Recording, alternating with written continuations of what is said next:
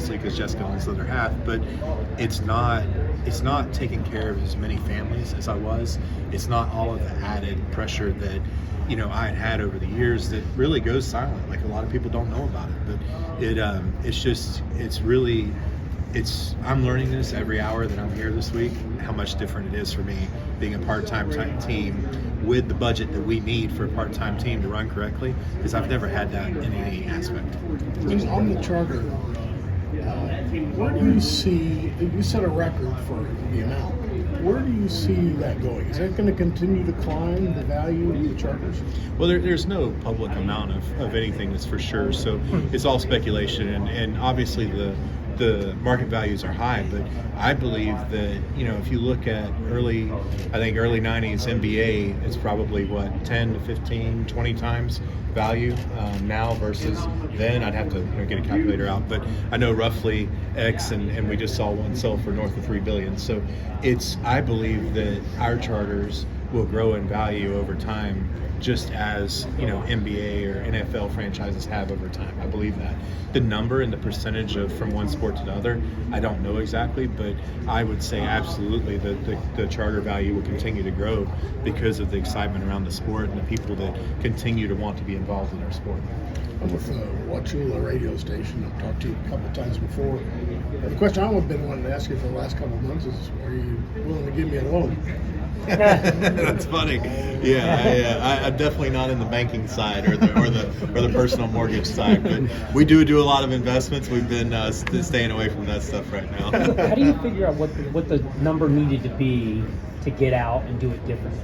Yeah, I think that's a personal thing between the partners that were involved in it. But it really, for me as a driver, when I get asked, was it hard for you to sell? No, it wasn't, because I'm coming close to 350 starts. Maybe I'm past it, maybe I'm close to it. And 9 years in Cup, and I've never raced on track the way I want to race, minus maybe a couple laps at Atlanta or a couple laps at Daytona, and all of those starts. I'm not okay with 30th. I'm not okay with 35th.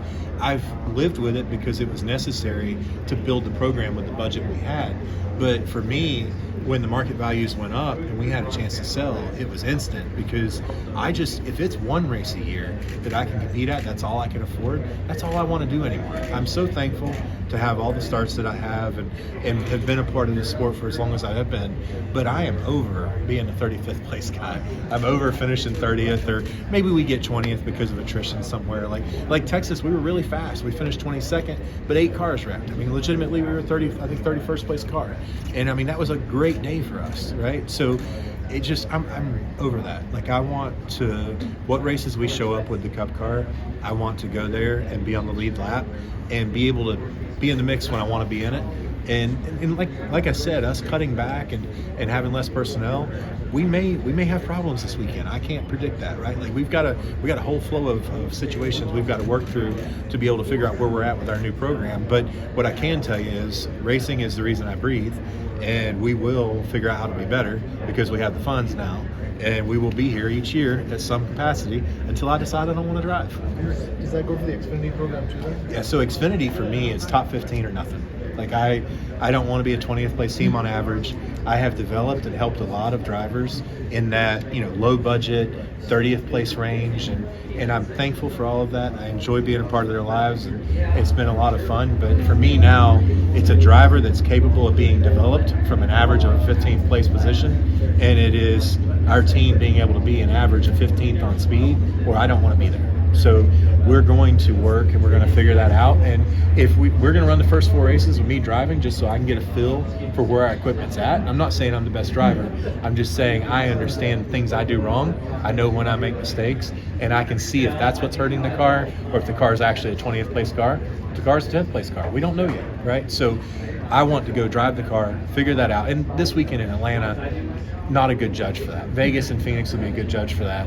So when we leave Phoenix, I can talk to Jessica and say, hey, I feel like our equipment's here. I feel like maybe if we had, like, Justin Allgaier is probably the best Xfinity driver right now in my mind. So if we had Justin in the car, how fast would it be, right? It's like, I think that we can leave Phoenix knowing where our equipment's at, how I've done as a driver, and the mistakes I've made, or maybe I did good enough. We'll see, right? But it's like I can assess that situation, and if there's somebody that's funded that can be developed and needs a ride at a team like ours and can run around that area, we'll look at that. If not, I'm 100% ready to run part-time and pick the races that we can go run top 15, and that be how we build the Xfinity team back up.